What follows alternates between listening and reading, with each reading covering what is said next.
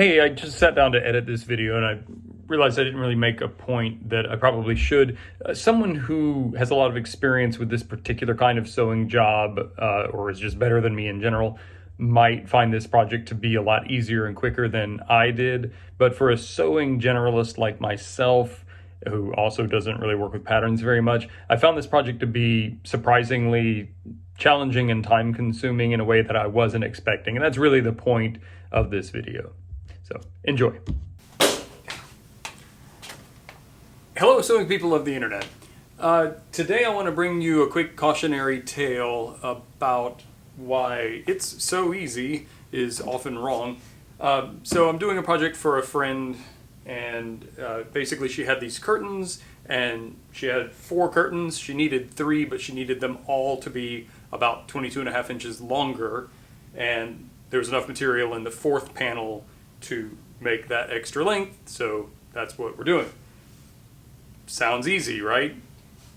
This is also a good example of why it can be difficult to actually profit from doing sewing work. I'm doing this as a favor to a friend, but if I were doing this for profit, it would cost the person that I'm doing this for more than what she paid for all of these curtains, and she probably wouldn't do it. So okay, the issue is this. These panels have a kind of a gingham pattern. I don't know if it's kind of a gingham pattern or actually a gingham pattern, but anyway, you get the idea. It's got this checkerboard thing going on.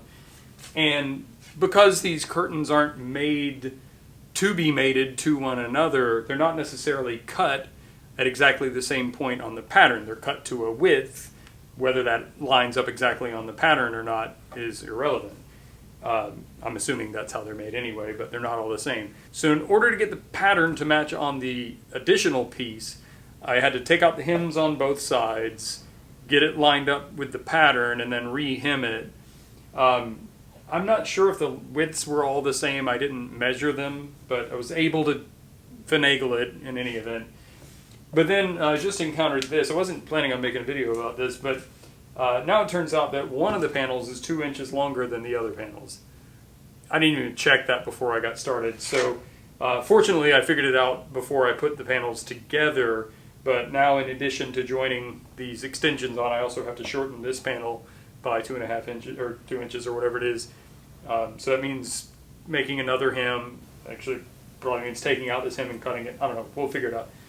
But the point of all this is when someone approaches you, whether it's for a favor or a paid gig, there's a lot more to consider, because literally it was sold to me as, hey, can you just cut these pieces this length, sew it on, put a hem on it, and that's it. Be easy.